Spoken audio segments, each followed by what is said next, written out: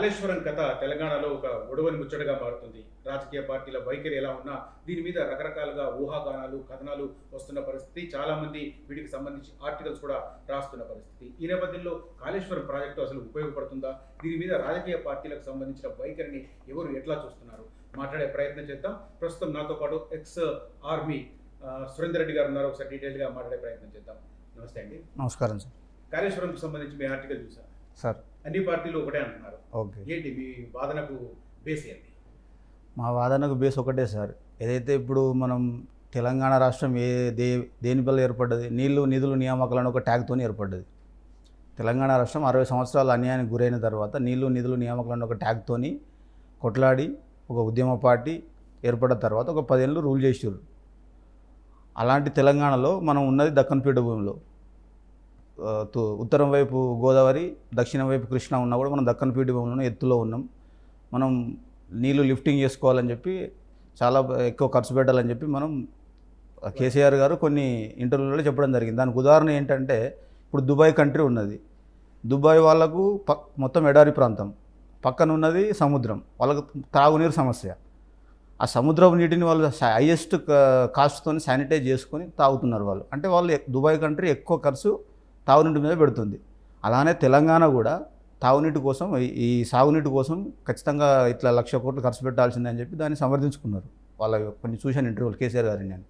అయితే నేననేది ఏంటంటే, నాకు ఈ కాళేశ్వరం అన్ని పార్టీలకు ఏటీఎం అయిందని చెప్పడానికి కారణం ఏంటంటే, ఇప్పుడు ఒక 4-5 years నుంచి మనం చూస్తున్నాం రాజకీయాలు. ఈ ప్రాజెక్టు మొదలైనప్పటి నుంచి ప్రాణహిత చేవల్ల గత కాంగ్రెస్ ప్రభుత్వంలో ప్రాణహిత చేవల్ల దగ్గర 30-40 వేల కోట్లతో డిజైన్ చేసిన ప్రాజెక్టును రీడిజైన్ చేసి మళ్ళీ కేసీఆర్ గారు కావాలని కమిషన్ల కోసం కాళేశ్వరం పేరు పెట్టి 3 బ్యారేజీలు, 4-5 రిజర్వాయర్లు, ఇన్ని సబ్స్టేషన్లు ఎట్సెట్రా అని లంబాచవాడ లిస్ట్ చెప్తారు వాళ్ళు. అలా ఒక కాళేశ్వరం లిఫ్ట్ ఇరిగేషన్ కార్పొరేషన్ పెట్టి ఒక 1,00,000 కోట్లు ఆల్మోస్ట్ ఒక కార్పొరేషన్ ద్వారా 1,00,000 కోట్లు ఎఫ్ఆర్బిఎం పరిమితిని మించి ఆల్మోస్ట్ 1,00,000 కోట్లు రుణాలు తీసుకొచ్చి ప్రాజెక్టు నిర్మించడం జరిగింది. అలా నిర్మించిన తర్వాత 30 MC కోసం మళ్ళీ కొన్ని నిధులు ఇచ్చేసారు. అయితే ఇప్పుడు నిర్మించిన వాటి గురించి మనం మాట్లాడితే, ఎప్పుడు ఈ కాళేశ్వరం చర్చలోకి వచ్చిందంటే, కాళేశ్వరం మొదట్లో నిర్మించేటప్పుడే చాలా రాజకీయంగా చర్చలోకి వచ్చింది.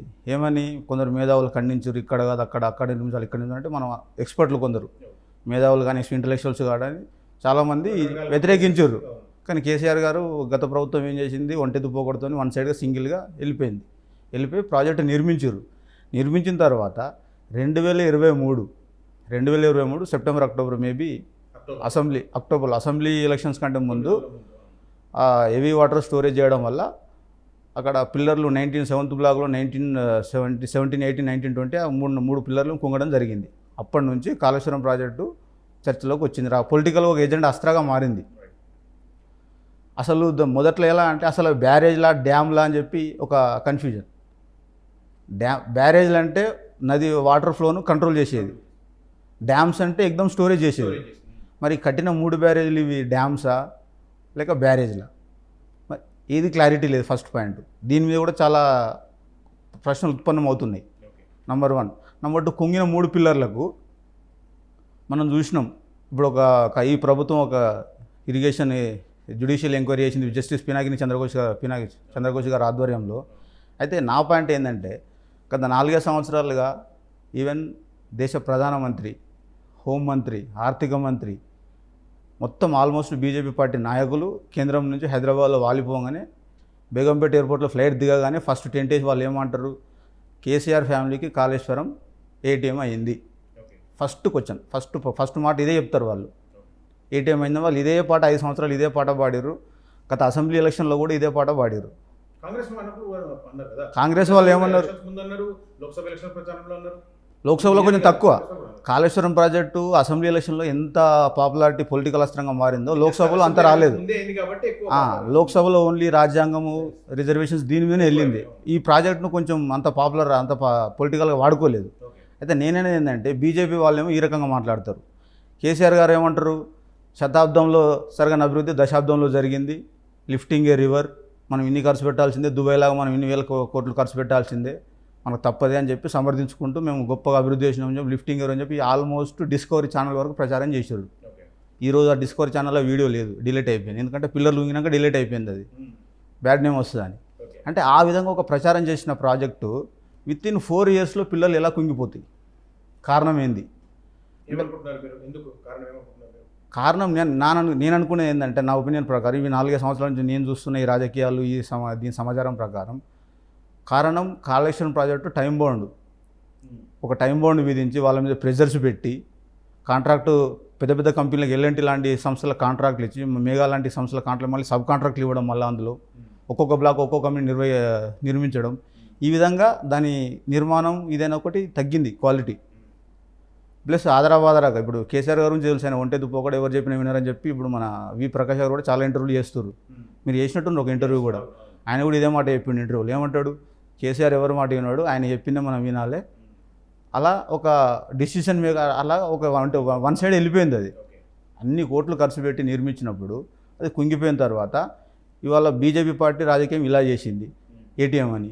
కాంగ్రెస్ ఏమన్నారు? వాళ్ళు కూడా ఆల్మోస్ట్ ఏటీఎం అన్నారు. కాకపోతే బీజేపీ బీఆర్ఎస్ 2 దొంగలే, ఇద్దరు కలిసి పంచుకున్నారని వాళ్ళు ప్రచారం చేశారు. మరి వీళ్ళు ఏమన్నా తక్కువ అని అంటే వీళ్ళకు కూడా వచ్చినాయి. ఇప్పుడు కాళేశ్వరం ప్రాజెక్టు ఏటీఎం అయిందని 3 పార్టీలు నేను చెప్పడానికి కారణం ఏంటంటే, మనం పెట్టిన పెట్టుబడి కొంచెం లాభాలకు వచ్చిన తర్వాత ఒక 2% కార్పొరేట్ సోషల్ రెస్పాన్సిబిలిటీ ఖర్చు పెట్టాల్సి వస్తుంది సమాజంలో. అది ఏ విధంగానైనా సరే ఈ పొలిటికల్ పార్టీలకు ఇవ్వడానికైతే సిఎస్ఆర్లో ఆల్మోస్ట్ 7.5% ఇచ్చారు ఆప్షన్ అట్లా కంపెనీ చట్టంలో. దాన్ని బేస్గా చేసుకొని ఈ కంపెనీలు ఏం చేస్తున్నాయి, ఇప్పుడు మీరే మేగానే తీసుకుందాం ఫర్ ఎగ్జాంపుల్. ఇన్ని కోట్లు almost L&T, మేగా, sub contract, Navayoga చాలా ఉన్నాయి. అందులో ఒక 15 సబ్ కాంట్రాక్ట్ వరకు ఉన్నాయని చెప్పి ఈ మన విచారణ కమిషన్లో మనం వింటున్నాం.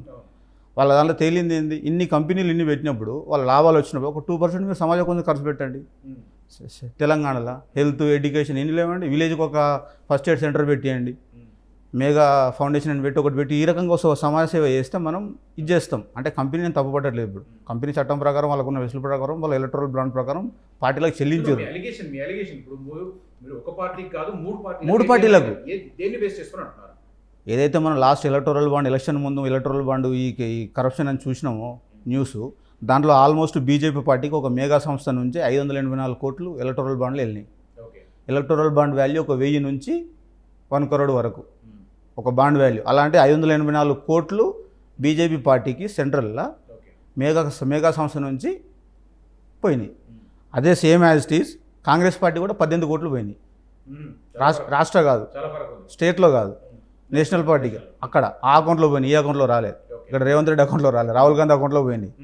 థర్డ్ వన్ బీఆర్ఎస్, ఆ పార్టీ కూడా 195 కోట్లు మేగా సంస్థ నుంచి. ఒక్క ఎగ్జాంపుల్ లిటిల్ బిట్, ఒక మేగా సంస్థ నుంచే ఇన్ని కోట్లు 584, బీజేపీ 584, కాంగ్రెస్ 18, బీఆర్ఎస్ 195.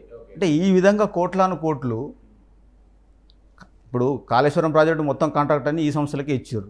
ఈ సంస్థలకు ఇచ్చి ఈ రకంగా ఎలక్టోరల్ బాండ్ రూపంలో ఈ రకంగా కోట్లు వీళ్ళ పార్టీ ఫండ్ వేయడం వల్ల మీరు సమాజ వేయాలంటే కార్పొరేట్ సోషల్ పార్టీ చాలా ఉన్నాయి. అవి చేయకుండా మీరు పొలిటికల్ పార్టీలు ఈ రకంగా ఫండింగ్ ఇస్తే దీన్ని ఏమంటారండి? మరి ఏటీఎం కాకపోతే ఇప్పుడు బీజేపీ వాళ్ళు అన్నట్టు ఏటీఎం అయిందంటే, మరి ఏటీఎం అయిందంటే అందరికంటే ఎక్కువ మీ పార్టీకి ఏటీఎం అయింది కదా, మీ పార్టీకి ఎక్కువ ఫండ్ వచ్చింది. నెక్స్ట్ ఫర్ బీఆర్ఎస్ 194, కాంగ్రెస్ కూడా అది కూడా 18 కోట్లు వచ్చింది. ఈ 18 కోట్ల మీద లేటెస్ట్ బక్క జడ్సన్ గారు ఇంతకుముందు ఆయన handicapped Congress party leader challenge చేసిన రాహుల్ గాంధీని, మీరు 18 crores మీరు రీఫండ్ చేయండి, మీ నిజాయితీ మీరు ప్రూవ్ చేసుకోండి, అతనికి పార్టీని సస్పెండ్ చేసారు ఈరోజు. అంటే కాళేశ్వరంలో బెనిఫిట్ ప్రయోజనం కోసమే వాళ్ళు ఎలక్టోరల్ బాండ్స్ ఇచ్చారని చెప్పి మీరు అంటున్నారా? 100% అండి. ఇప్పుడు సమాజంలో నడుస్తున్న చర్చ అదే కదా. 1,00,000 కోట్ల ప్రాజెక్టుల ఇప్పుడు సింపుల్ ఎగ్జాంపుల్, ఏదైనా ఒక గ్రామ పంచాయతీ లేదా ఒక సర్పంచ్ ఒక సింపుల్ ఒక 5 lakhs కాంట్రాక్ట్ తీసుకున్నా కూడా 1% కమిషన్ ఉంటుంది అందులో ఆల్మోస్ట్ ఏదో ఒక రూపంలో. ఇప్పుడు ఊర్లో అందుబాటులో ఉన్న ఇసుక కానీ ఎట్సెట్రా. ఇప్పుడు ప్రాజెక్ట్ అయినా రిజర్వాయర్లని వీళ్ళు నిర్మించారండి. ఇప్పుడు 90,000 కోట్లు 1,00,000 కోట్లు రుణాలు తెచ్చి కట్టిరని వీళ్ళు అంటుర్రు. నేను ఒక ఎగ్జాంపుల్ చెప్తా. ప్రాజెక్టు నిర్మాణానికి రా మెటీరియల్ కావాలి. రా మెటీరియల్ మన తెలంగాణలో ఇసుక అక్కడనే ఉన్నది. దాని గ్రానైట్ ఎక్కడ ఉన్నదండి? మనం హైదరాబాద్ భువనగిరి పోతుంటే చూసిన గుట్టలన్నీ కరిగిపోయినాయి. ఇలా మల్లన్న సాగర్ అయినా, కొండపోచమ్మ అయినా, రంగనాథ సాగర్ అయినా, ఏ రిజర్వాయర్ అయినా కూడా మీరు ఎక్కడైనా కూడా వీళ్ళు ఖర్చు పెట్టింది రా మెటీరియల్ ఆల్మోస్ట్ ఒక సిమెంట్, ఐరన్ అంతే. ఏదైనా ప్రాజెక్ట్ కాస్ట్లు ఇల్లు కట్టుకున్నా కూడా కాస్ట్ ఉంటుంది కదా, రా మెటీరియల్ కాస్ట్ ఉంటుంది. ఆ కాస్ట్లో ఆల్మోస్ట్ మనకు న్యాచురల్ సోర్స్ మనకు తెలంగాణలో అందుబాటులో ఉన్నాయి తక్కువ కాస్ట్లో. ఇంత న్యాచురల్ సోర్స్ అందుబాటులో ఉన్నా కూడా ప్రాజెక్టు కాస్ట్ తగ్గాలి, కానీ ప్రాజెక్టు వ్యయం పెరిగినాక ఈ రకంగా మనం ఎలక్ట్రల్ బాండ్ల రూపంలో విరాళాలు ఈ రకంగా చూస్తున్నాం. మరి కాళేశ్వరం కోసం ఇచ్చిందని చెప్పి ఎట్లా అనుకుంటున్నారు? ఎందుకంటే కాంగ్రెస్ ఆ ఎలక్టోరల్ బాండ్స్ ఇచ్చినప్పుడు కాంగ్రెస్ పార్టీ లోకల్లో రాజకీయాలు లేదు, కేంద్రంలో లేదు. తర్వాత బీజేపీ లోకల్లో రాజకీయాలు లేదు, అధికారంలో లేదు. ఎట్లా కాళేశ్వరం కోసం ఇచ్చిందని చెప్పి ఎట్లా అనుకుంటాం మనం? అంటే ఈ వీళ్ళు కాళేశ్వరం ఏటేమైందని ఏదైతే వీళ్ళు చెప్తుర్రో దానికి అనుగుణంగానే మనం మాట్లాడుతున్నాం. ఓకే. ఇప్పుడు ఇవి మెగా సంస్థకు ఎల్ఎన్టీకి దేశవ్యాప్తంగా చాలా కాంట్రాక్ట్లు ఇస్తున్నారండి. మన ఉత్తరాఖండ్లో లేటెస్ట్గా ఏదో ఒక ప్రాజెక్ట్ మీద వాళ్ళు కూడా అక్కడ బిడ్డింగ్ చేయడానికి వెళ్తే మెగా వాళ్ళు అక్కడ క్వశ్చన్ చేసారు వాళ్ళు state government, what about Medigadda barrage అని. ఓకే. అది అక్కడ కుంగింది కదా, దానికి కారణం ఏందని చెప్పేసరికి వాళ్ళు కొద్దిగా హంగు తిన్నారు అక్కడ. ఓకే. అంటే దేశవ్యాప్తంగా ఈ కంపెనీలన్నిటికీ కాంట్రాక్ట్లు వస్తున్నాయి. మరి ఏ దేశంలో ఎక్కడ కూడా వీళ్ళు ఏటీఎం అయిందని మాట్లాడలేదండి ఏ పార్టీ వాళ్ళు. ఎగ్జాంపుల్ చెప్తున్నాను, ఏ ప్రాజెక్టు విషయంలోనే ఎక్కడ ఏ కాంట్రాక్ట్లో కూడా ఇప్పుడు చాలా ఎల్ఎన్టీ అయినా ఇదేంది మన మెగా అయినా చాలా డెవలప్మెంట్ వర్క్స్ చేస్తుర్రు. మన ఎయిర్పోర్ట్స్ కానీ రైల్వేస్ కానీ ఎట్సెట్రా ఎట్సెట్రా. ఏ ప్రాజెక్టు విషయం కూడా ఇట్లా కాళేశ్వరం ఇట్లా ఏటీఎం అయిందని చెప్పి అక్కడ ఈ వాడని ఎక్కడ వెళ్ళాం మనం. న్యూస్ పేపర్లాగా మీరు అక్కడ చూసిర్రా, మన ఇంగ్లీష్ ఛానల్లో కానీ ఎక్కడైనా కానీ. ఓన్లీ తెలంగాణకు వచ్చేసరికి కాళేశ్వరం కేసీఆర్కు ఫ్యామిలీకు ఏటీఎం బనగా ఇట్లా ప్రతి ఒక్కరు ఈ రకంగా చేయడం మాట్లాడడం స్టార్ట్ చేశారు. మరి ఏటీఎం ఎందుకు అయింది అంటే దాని తగ్గట్టు మరి ఉంటుంది కదా సమాధానం. దందాలో చందాదో అంటే కాంట్రాక్ట్ తీసుకోండి చందా ఇవ్వండి. 3 పార్టీలు అట్లా చేస్తున్నాయి. ఇంతవరకు అలా జరిగింది. ఇప్పుడు ఈ బీజేపీ వాళ్ళకైతే అవకాశం రాలేదు. దందాలో చందాదో అంటే అది బీఆర్ఎస్ పార్టీ వర్తిస్తుంది నేను అనుకుంటున్నాను, నా ఒపీనియన్. ఎందుకంటే వాళ్ళే కాంట్రాక్ట్ ఇచ్చారు, వాళ్ళే అగ్రిమెంట్ చేసుకుర్రు. ఆ వివరాలన్నీ ఇప్పుడు జస్టిస్ పినాకిని చంద్రబాబు కమిటీలో మన బయటకు వస్తాయి, ఏ కాంట్రాక్టులు ఏందని ఏ సబ్కమి. నా ఉద్దేశం ఏంటంటే బీజేపీ పార్టీకి ఆల్మోస్ట్ ఎక్కడ ఏ దందా ఇచ్చారు ఏ చందా ఇచ్చారు అనేది అది వేరే దాంట్లో ఇది క్లియర్. బీఆర్ఎస్ పార్టీ మాత్రం ఎస్పెషల్లీ కాళేశ్వరం. ఇప్పుడు కాంగ్రెస్ వారు కూడా ఏమి ఇవ్వకున్నా కూడా 18 crores పోయినాయి వాళ్ళకు. ఇప్పుడేమంటారు మళ్ళీ వాళ్ళు కాళేశ్వరం ప్రాజెక్టు 1,00,000 crores ఖర్చు పెట్టి మొత్తం గత ప్రభుత్వం ఆర్థిక దాన్ని ఏమంటారు ఆర్థిక దివాలా తీసింది, ఆర్థిక విధ్వంసం సృష్టించింది. మళ్ళీ మేము ప్రాణహిత చేవల దగ్గర అక్కడ మళ్ళీ మేము ప్రాజెక్ట్ కడతామని మళ్ళీ అంటారు వాళ్ళు. ప్రాణహిత నది దగ్గర ఏది మన పైన చూడండి రీడిజైన్ చేసింది, మళ్ళీ మేము అక్కడనే బ్యారేజ్ కడతాం అని మళ్ళీ వీళ్ళు మాట్లాడుతారు. అంటే వీళ్ళు మొదటికి వచ్చినట్టే కదా.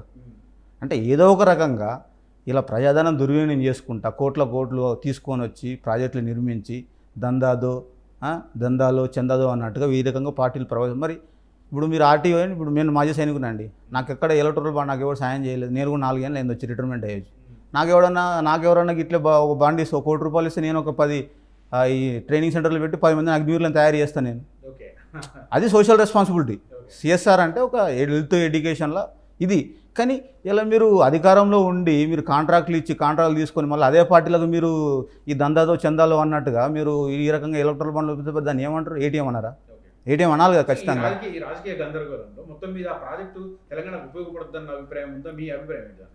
2 రోజుల క్రితం మీరు ప్రకాష్ గారు ఇంటర్వ్యూ చేసారు, ఆయన ఏం చెప్పిండు, ఆయన కూడా ఇదే మాట చెప్పిండు. ఆ ప్రాజెక్ట్ను చేసుకుంటే మూర్ఖులం అయితే అని అంటుండు. ప్రాజెక్ట్ మళ్ళీ దాన్ని కాపాడుకోవాలి, అదేదో అర్ధరాత్రి కరెంటు మిగులుతుంది, ఆ కరెంటు అర్ధరాత్రి టైంలో పంపులు ఆన్ చేయాలి, నీళ్ళు లిఫ్టింగ్ అయితే నేను కూడా చూస్తున్నా ఇంటర్వ్యూలు జస్ట్ 1 week బిఫోర్ ఆ ప్రకాష్ గారు చెప్పింది. సరే వారు చెప్పినట్టు మన తెలంగాణకు తాగునీరు ప్రాబ్లం ఉన్నదండి. అటు గోదావరి అనేది కృష్ణ అయినా మనం లిఫ్టింగ్ చేసుకోవాల్సిందే. అది highest cost. Just like example Dubai లాగా కేసీఆర్ మాట అని నమ్ముదాం మనం. అది ఉపయోగపడుతుందని వీళ్ళు కట్టిర్రు. కట్టినప్పుడు మరి 4 ఏళ్లలో ఎందుకు కుంగిపోయింది? అది నాణ్యత లోపమా?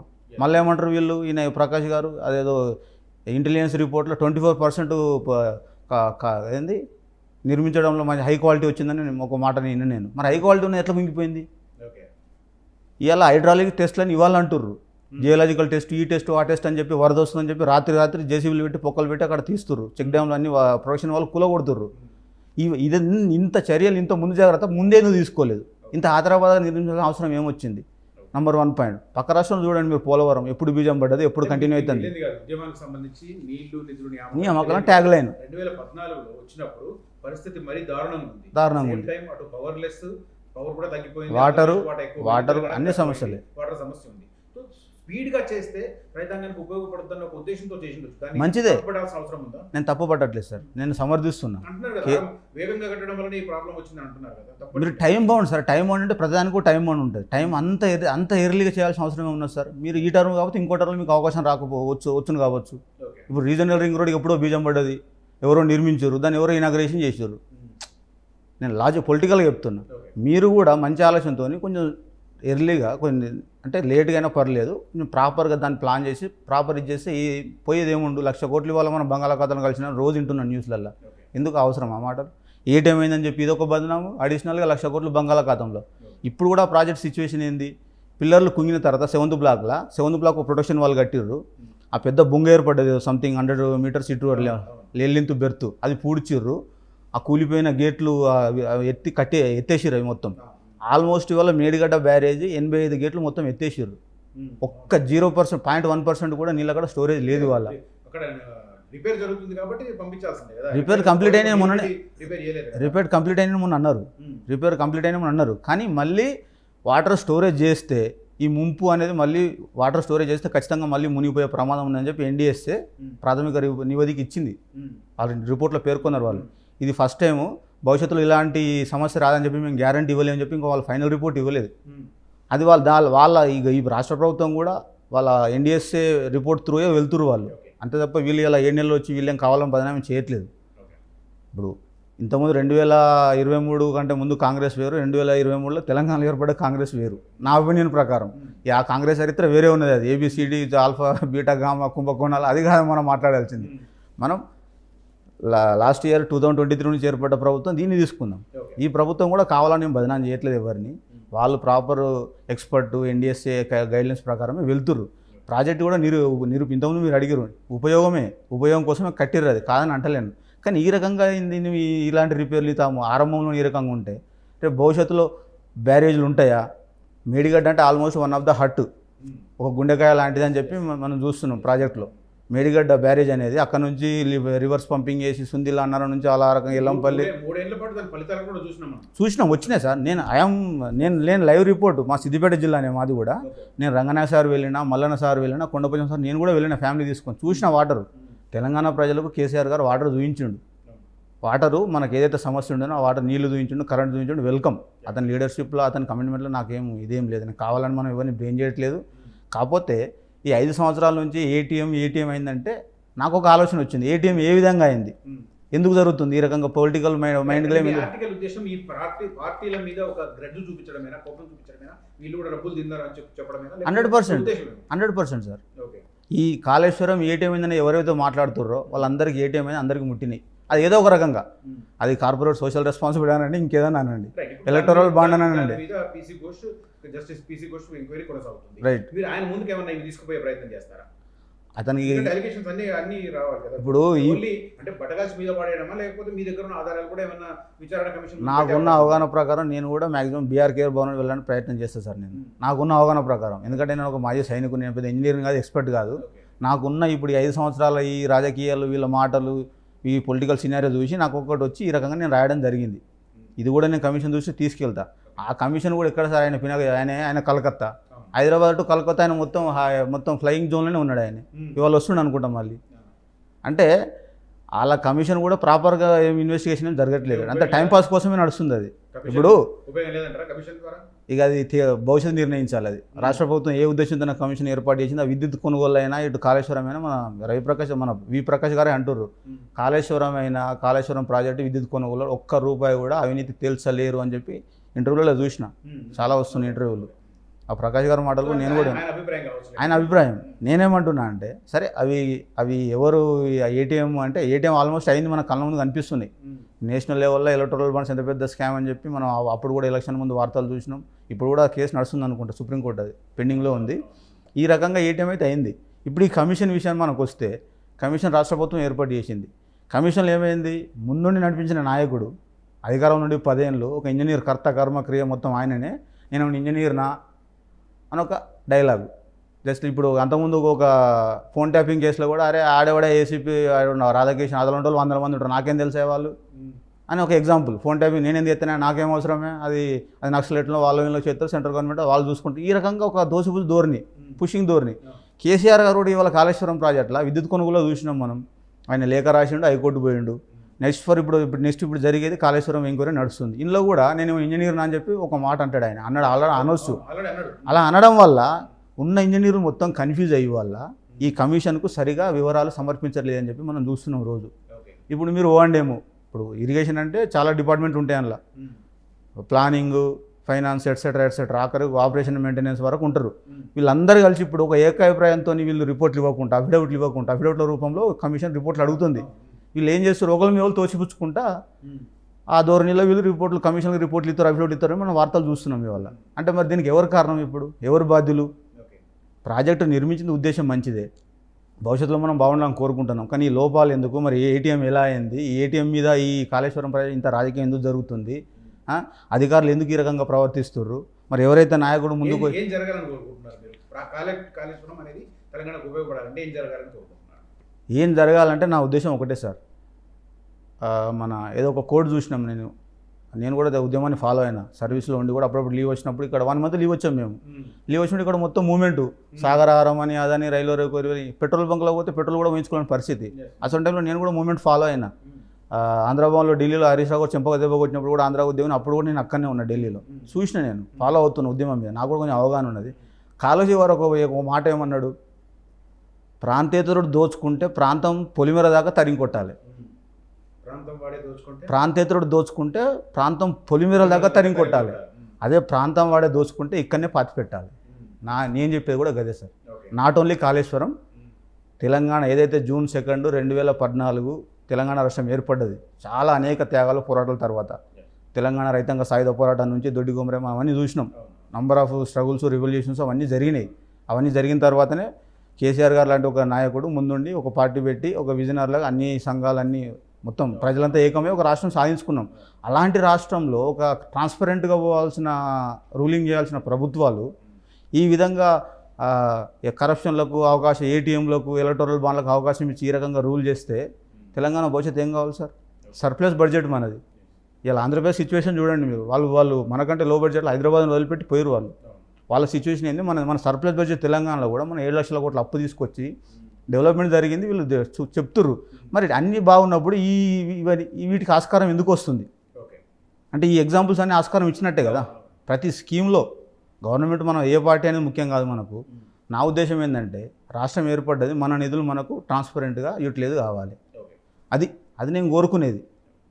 నేను ఇప్పుడు అంతిమంగా ఈ విచారణ అనేది, కాళేశ్వరం మీద విచారణ అనేది ఒక కొలికి తీసుకొచ్చే అవకాశం కనిపిస్తుందో మీ అభిప్రాయం? ఏదో తుతుమంత్రంగా గడిచిపోతాం. నేను ఇప్పుడు చూస్తున్న సినారియోని బట్టి పర్సనల్ ఒపీనియన్ సార్, నేను చూస్తున్నా దీంట్లో అయితే ఆ కాళేశ్వరం మీద పెద్ద ఏమి రిజల్ట్ వచ్చేటట్లు, ఎందుకంటే 1,00,000 కోట్లు ఖర్చు పెట్టిందని వాళ్ళు చెప్తున్నారు. అక్కడ 3 బ్యారేజ్లు, 10 రిజర్వాయర్లు, 10 సబ్స్టేషన్లు, ఇంత పొడుగు టనల్స్, కెనాల్స్, ఎట్సెట్రా అని చాలా హిస్టరీ చెప్తారు. అంత గ్రౌండ్లోనే ఉన్నది, ఇంకా మేము తిన్నదే ఉన్నదని వాళ్ళు ఓపెన్గా చెప్పేస్తారు. వాళ్ళు దాన్ని ఏ విధంగా ప్రూవ్ చేస్తారు కమిషన్ అనేది నేను కూడా చూస్తున్నా. ఫైనల్గా నేను ఎక్స్పెక్ట్ చేసేది ఒకటే, ఏదైనా నిజాయితీ అనేది ఉండాలి. ఏది చేసినా కూడా మన తెలంగాణ తెచ్చుకున్నది అందుకు. అలాంటి రాష్ట్రానికి మనం అన్యాయం చేయొద్దు. ఇవాళ మీరుంటారు, అధికారాలు శాశ్వత కాదు, ప్రభుత్వాలు శాశ్వత కాదు. రేవంత్ రెడ్డి అనుకున్నారా సీఎం అయితే అని? కేసీఆర్ కూడా అనుకోలేదు, ఎప్పుడో 2001లో అనుకున్నాడు ఒక విజన్తో.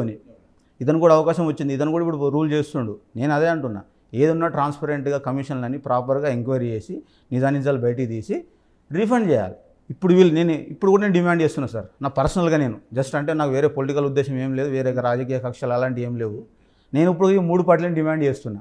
కాళేశ్వరం పార్టీ ఏటేమైందని చెప్పి ప్రధానమంత్రి నుంచి, హోంమంత్రి నుంచి, ఫైనాన్స్ మినిస్టర్ నుంచి వీళ్ళందరూ పాట పాడారు కదా, కాంగ్రెస్ అయినా బీజేపీ అయినా ఏదైనా. ఈ 3 పార్టీలకు నాది ఒకటే రిక్వెస్ట్, సింపుల్. ఈ 3 పార్టీల ఈ ప్రాజెక్టులో ఎన్ని కంపెనీలు మీరు కాంట్రాక్ట్లు ఇచ్చారు, ఆ కాంట్రాక్ట్లు మీ 3 పార్టీలకు ఎన్ని ఎలక్టోరల్ బాండ్ల రూపంలో మీకు ఫండ్స్ వచ్చినాయి, అవన్నీ మీరు రీఫండ్ చేయండి. రీఫండ్ చేసి తెలంగాణ ఖజానా నింపుర్రి. మీ నిజాయితీ మీరు ఇది చేయాలనుకుంటే, మీకు ఏటీఎం కాలేదు, కాళేశ్వరం ప్రాజెక్టు మీకు ఏటీఎం కాలేదని చెప్పి మీరు అంటే, ఎగ్జాంపుల్ చెప్తున్నా, అది బీజేపీ అయినా, ఇలా 534 కోట్లు తీసుకున్న మెగా కంపెనీ నుంచి బీజేపీ అయినా, బీఆర్ఎస్ 194 తీసుకున్న బీఆర్ఎస్ అయినా, 18 కోట్లు తీసుకున్న కాంగ్రెస్ అయినా, ఈ 3 పార్టీలకు నేను ఒకటే చెప్తున్నా, మీరు ఈ కాళేశ్వరం ప్రాజెక్టు మీకు ఏటీఎం కాలేదు అని మీరు నిజాయితీ మీరు ప్రూవ్ చేయాలనుకుంటే, మీరు ఎలక్ట్రల్ బాండ్ రీఫండ్ చేయండి, తెలంగాణ ఖజానా నింపండి, మాకు సంక్షేమానికి అభివృద్ధి పనికి వస్తుంది. అంతే కదా. ఇప్పుడు మేడిగడ్డ పిల్లర్లు కుంగినాయి, అది ముందుగా సంస్థ దాన్ని చర్యలు చేపడుతుంది, ప్రభుత్వం పెడితే ఒక 500 కోట్లు ఖర్చు అయిందని ఈ రకంగా పోతూనే ఉన్నది. అది అంటే ఎక్స్పెన్స్ అనేది ఏందని ఇప్పుడు కూడా శ్వేతపత్రం రిలీజ్ చేస్తే మనకు అర్థమవుతుంది. ఇప్పుడు బ్యారేజ్ సిచ్యువేషన్ ఏంటండి, వర్షాకాలం మనకు ప్రాణహిత నుంచి అక్కడ నుంచి గోదావరి నుంచి వరద వస్తుంది. మన టార్గెట్ ఏంది, నీళ్ళు లిఫ్ట్ చేసుకోవాలి. ఇలా 85 గేట్లను మొత్తం తెరిచి ఉంచినాక వర్షాకాలంలో ఈ సీజన్ మొత్తం ఓపెన్ ఉన్నాక ఉన్న నీళ్ళని, గోదావరి నీళ్ళని పోయి మొత్తం బంగాళాఖాతంలో కలుస్తాయి. అంటే అర్థమైంది, 1,00,000 కోట్లు మీరు ఇలా ఇరిగేషన్ కార్పొరేషన్ పెట్టి అప్పులు తీసుకొచ్చి నెలకు ఆల్మోస్ట్ ఒక 7,000 నెలకు ఒక 7,000 కోట్లు ఇంట్రెస్ట్ అనుకుంటుంది అప్రాక్స్. ఫైనాన్షియల్ నాకు క్లారిటీ లేదు. ఒక 7 లక్షల కోట్లు 7,000 కోట్లు ఇంట్రెస్టే కడుతుర్రు. మరి ఎక్కడి నుంచి కడుతుర్రు అవన్నీ, ఎవరి అవన్నీ? ఈ రీజనల్ రింగ్ రోడ్ లోపల ఎంతమంది ఉన్నారో వీళ్ళందరూ ట్యాక్స్ పేయర్స్ చేస్తేనే మన సొమ్మే అది. మన సొమ్మే ఇంట్రెస్ట్లు కడతారు, మన సొమ్మే తీసుకుపోయి రింగ్ రోడ్ అవతల ఉన్న వాళ్ళు గ్రామాలలో తీసుకుపోయి ఫ్రీ బేస్ వంచుతారు. ఈ రకంగా రాజకీయం చేస్తారు వీళ్ళు. నేనే ఏంటంటే మీరు చేసే ట్రాన్స్పరెంట్గా వేయండి, నిజాయితీగా వేయండి. ఈ రకంగా ఏటీఎం అయిందంటే ఎందుకు ప్రతి ఒక్కరికి ఏటీఎం అయింది కదా. ఇప్పుడు ఒక లిటిల్ బిట్ ఎగ్జాంపుల్ నేను చెప్తున్నాను. నేను ఇది ఏటీఎం కానట అయినట్టే కదా. నిజంగా మీరు కార్పొరేట్ సోషల్ రెస్పాన్సిబిలిటీ మెగా కంపెనీకి నిజంగా మెగా కంపెనీ కానీ ఎల్ఎన్టీ కానీ ఏమైనా ఉంటే మీరు ఇదే తెలంగాణలో విలేజ్కి ఒక ఇది పెట్టండి. వేరే రకంగా కూడా మీరు చేయొచ్చు కదా. మరి పొలిటికల్ పార్టీలకే మీరు ఇవ్వాల్సిన అవసరం ఏంది? పొలిటికల్ పార్టీలకే మీరు బాండ్ల రూపంలో ఫండింగ్ ఇవ్వాల్సిన అవసరం ఏమొచ్చింది? వేరే ఇవ్వండి, సొసైటీలకు ఇవ్వండి, హెల్త్కి ఇవ్వండి, ఎడ్యుకేషన్కి ఇవ్వండి, ఇంకా ఎట్సెట్రా నంబర్ ఆఫ్స్ ఉన్నాయి.